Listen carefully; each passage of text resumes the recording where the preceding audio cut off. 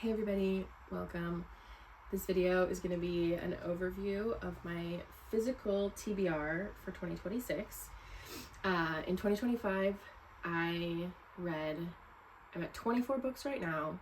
I think by January 1st, I'll be able to hit the 25 mark. I have a couple that I'm kind of in the middle of that I should be able to finish by December 31st is the plan. So I'll be at 25 books for 2025, which I'm very happy about because the past few years have been pretty rough in terms of reading volume. I've, definitely been trying to read and keep up, but it's hard. I feel like everybody feels that in some capacity.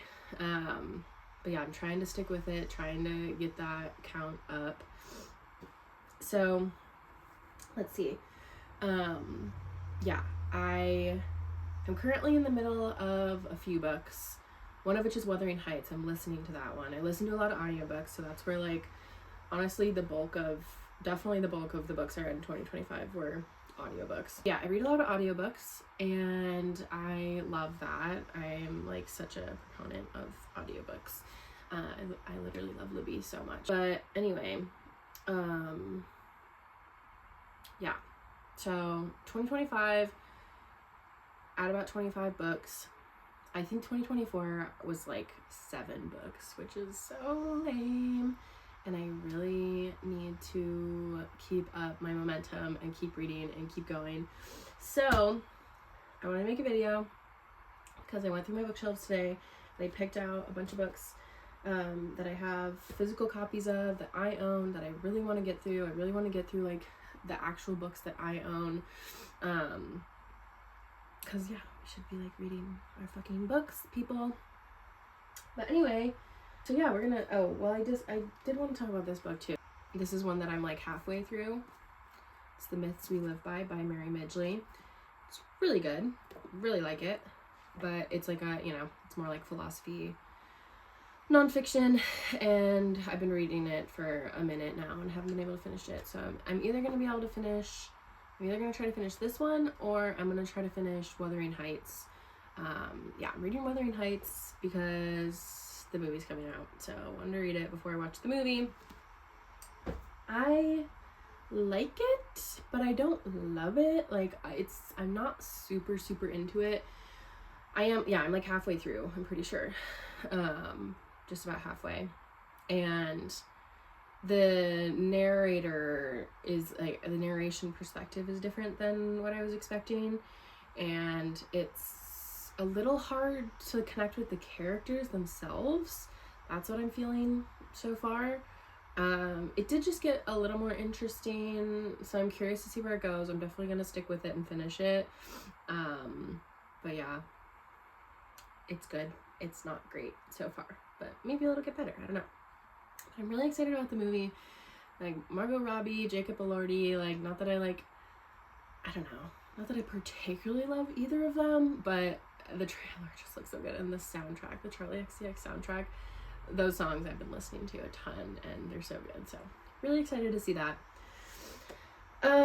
Okay, but moving on. I also do want to do a review video. I'm going to do a review video of all the books that I read in 2025. So, I guess look out for that if you want.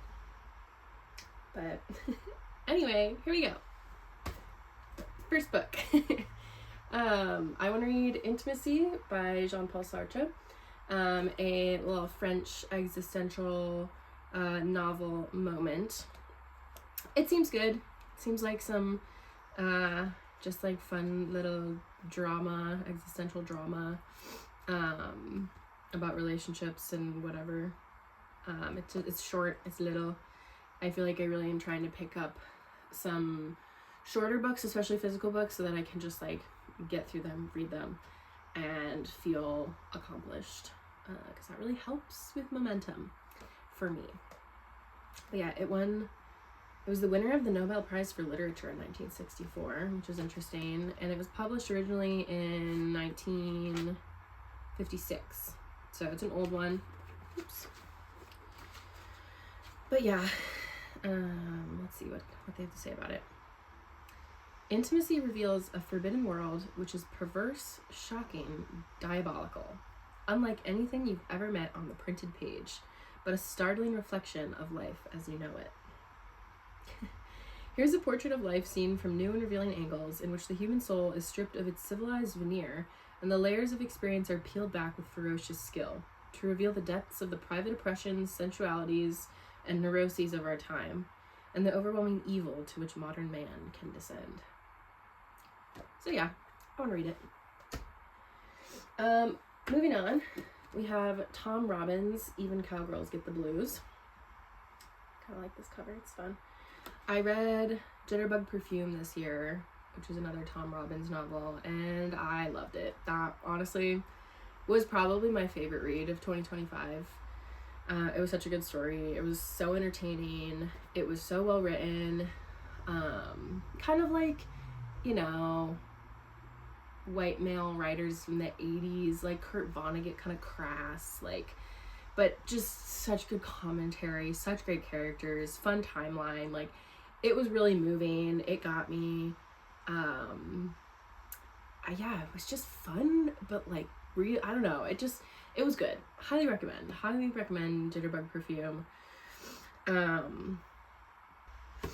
Yeah, I want to read it, so I'm gonna. That's the plan. Now on to some New York Review books, well, classics, novels. I love New York Review books. It is a awesome press. I just like love the aesthetics of their covers, and yeah, they just like do such a good job, and they're always interesting books. Like, they're always good, and I'm just like, I so admire the press for finding just like little known texts and pieces of literature and reprinting them and making them accessible. But yeah, so I just got this book.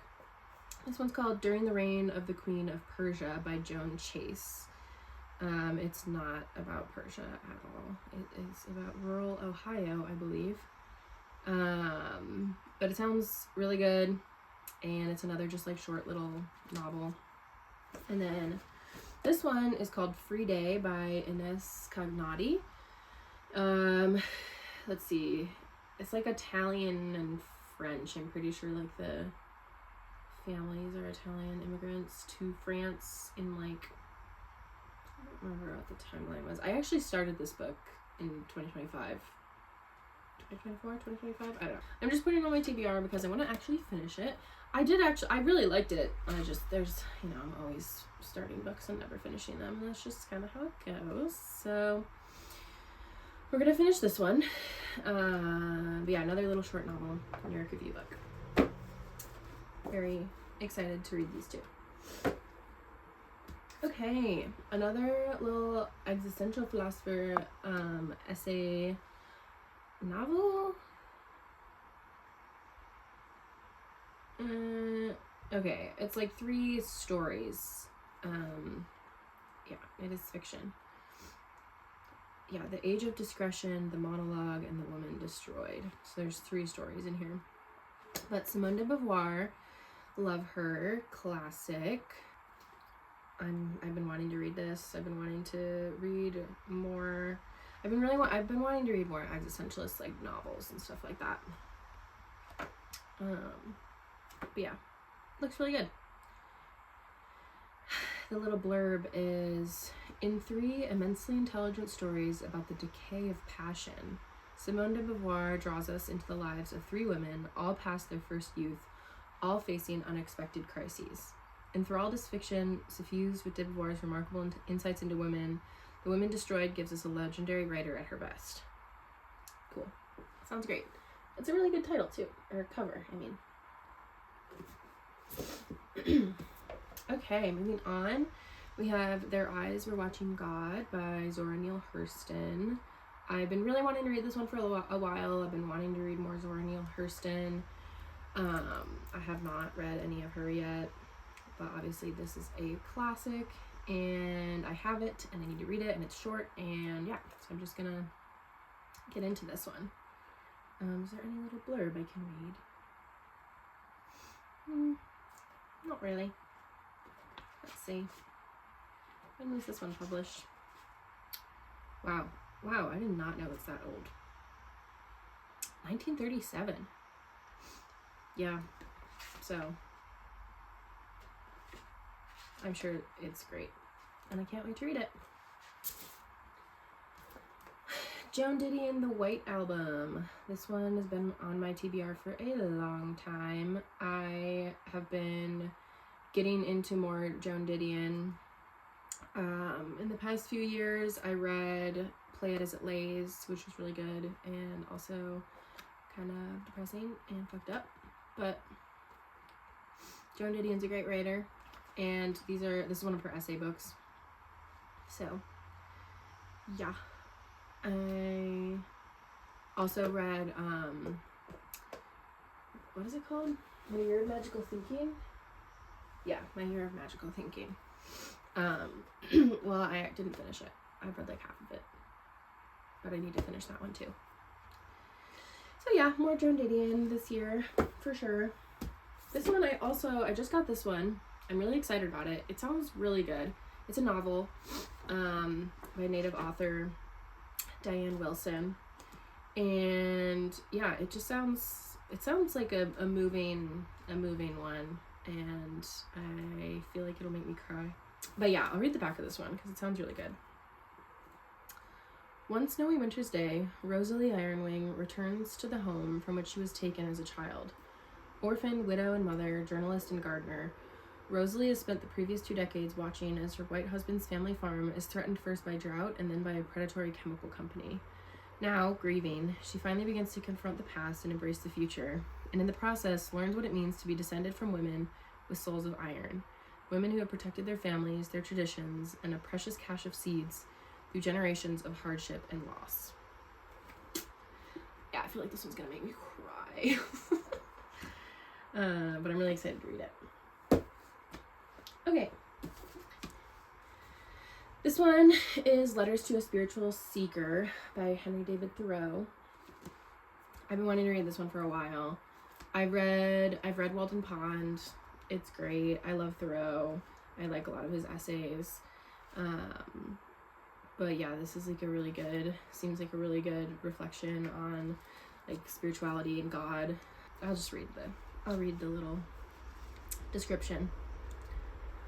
Henry David Thoreau is famous for the literary excellence of his political and nature writings, but in 1848, his friend Harrison Blake understood that the true significance of Thoreau's life was in fact spiritual, and asked the then little-known Thoreau for guidance in finding a path of his own. The result was a regular exchange of letters for the remaining 13 years of Thoreau's life, charting the evolution of his skills as a writer and thinker. Initially, the letters were directed to Blake alone, but with time and Thoreau's knowledge, he shared them with friends, and they took on a broader dimension. What is exceptional about Thoreau is that his writing is timeless. His reflections on spirituality will resonate with people today, as they did with Blake and his friends in the 1840s. The possibilities and limits of spirituality, the role of vocation in developing one's spiritual life, the importance of a direct relationship between the individual and God. Thoreau discusses these and more in his letters to Blake. So I'm really excited to read this and get some more Thoreau wisdom in my system.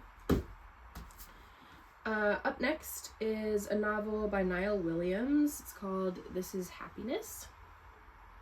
It's an Irish novel. I just picked this one up the other day. It seems really good. I actually saw it on a list on somebody's like favorite books they read in 2025 list, so that made me more excited to read it, and I was like, okay, I'm definitely gonna read it this year. It sounds moving. It sounds good. I wonder when it takes place. It was published in 2019.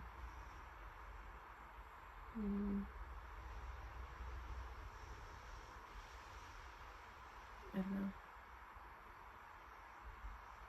Anyway. Okay.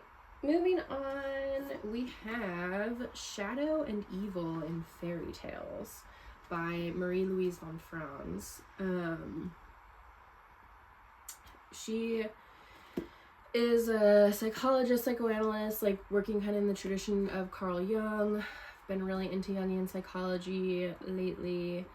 Have been really into like just, archetypal concepts and themes throughout human history, and I've been really wanting to read more Marie-Louise von Franz.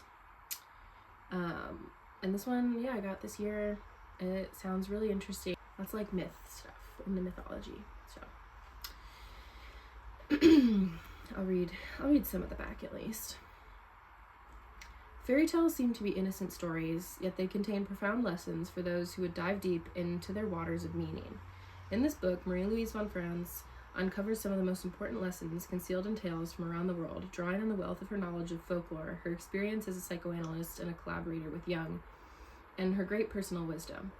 Among the many topics discussed in relation to the dark side of life in human psychology, both individual and collective, are how different aspects of the shadow, all the affects and attitudes that are unconscious to the ego personality, are personified in the giants and monsters, ghosts and demons, evil kings, and wicked witches of fairy tales. How problems of the shadow manifest differently in men and women, what fairy tales say about the different kinds of behavior and attitudes that invite evil, how Jung's technique of active imagination can be used to overcome overwhelming negative emotions, how ghost stories and superstitions reflect the psychology of grieving, what fairy tales advise us about whether to struggle against evil or turn the other cheek. Dr. von Franz concludes that every rule of behavior that we learn from the unconscious through fairy tales and dreams is usually a paradox. Sometimes there must be a physical struggle against evil, and sometimes a contest of wits, sometimes a display of strength or magic, and sometimes a retreat. Above all, she knows the importance of relying on the central, authentic core of our being, the innermost self, which is beyond the struggle between the opposites of good and evil. Yeah, this is my shit. I love this stuff, so can't wait. Okay, another little psychoanalyst moment. Erich Fromm, I love him. The Art of Being. This book was a gift, and I've been meaning to read it. He published this one. This is a newer one of his in 1993. I think it's like a really solid little, it's pretty short, but a little overview of a lot of his like body of work and like his thoughts. But his book, The Art of Loving, is one of my favorites. I read that back in college. It was one of the books I used to write my senior thesis about the philosophy of love. And I've like always just really loved his thinking. Really good like cross between psychology and philosophy. But yeah, really excited to read this one. We are getting to the end of the pile here.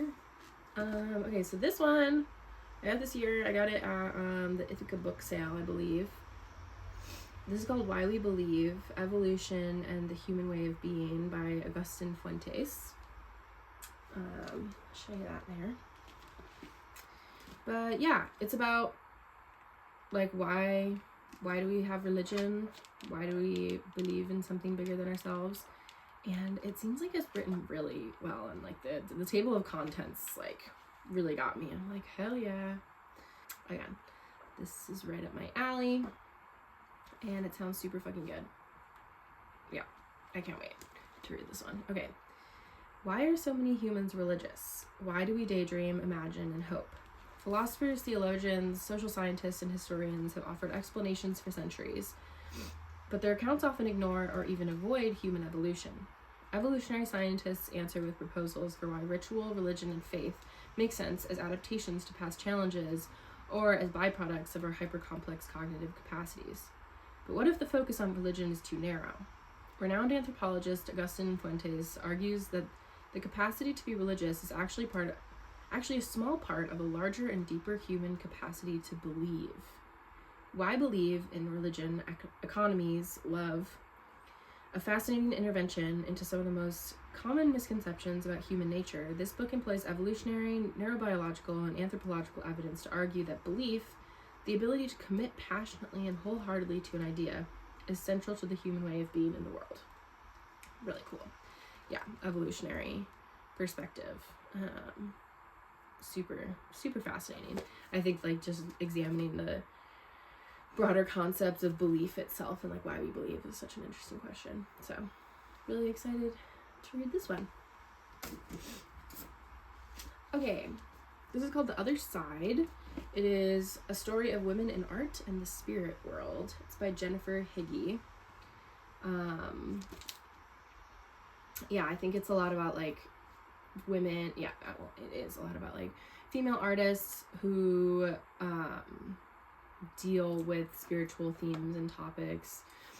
One of my favorite artists for sure is Hilma af Klint, and she's in here. Her story is so fascinating to me. But yeah, kind of more of like a historical examination of, oh my god, look at this stuff, so cool. Yeah, so really into this type of stuff and this kind of art. So I'm excited to take a look at these different artists and their histories, things like that. So I wanted to read this one. Okay, and then lastly, the last one I'm going to talk about, I started this book a long time ago, and I have been listening to the audiobook, but I wanted to include it in this video because I really need to finish it this year. I really need to commit to finishing this one because it's so good. Like, I love it. It's super interesting. I think it's just one of those like more dense nonfiction books that's kind of hard to like fully commit to, and it's long. It's a big one. So, but yeah, this is called Eve, How the Female Body Drove 200 Million Years of Human Evolution. I feel like this is like super fucking important. Kat Bohannon, she's great.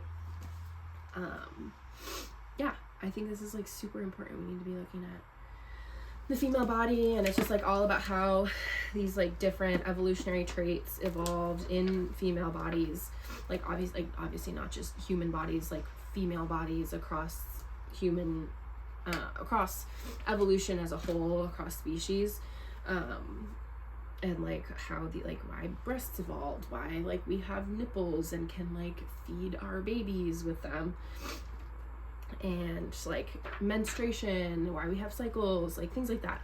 So it's super fascinating, like talking about pregnancy, like yeah, just like all like the womb, things like that, and like more social evolutionary traits like love and things like that too.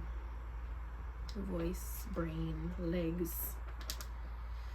Yeah, so I gotta finish this one. I think I'm like 40% of the way through it. So I've made progress on it, but I am committing to finishing it this year.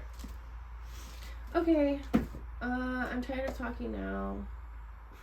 So that's what I got for you. Those are all my current physical TBRs for 2026. I don't know, I probably won't go through any more of those. Let's see, how many did I have here? 1, 2, 7, 8, 9, 10, 12, 13, 14, 15. Oh, okay, I picked up 15. So, well, and maybe we'll just throw all this in here too, because I actually have to read this one. But 15, 16 physical books that I'm gonna commit to reading this year. I'm sure I will acquire more, and I also will be reading a lot of audiobooks, so I'm giving myself space to just like read whatever comes to me at the time. But yeah, okay, if you watch this, thanks. I guess like glad you're interested in what I'm reading, and cool. I'm not committing to anything, and I may never make a video like this ever again, but it was fun. So thanks. Okay, hope you have a great day. Bye.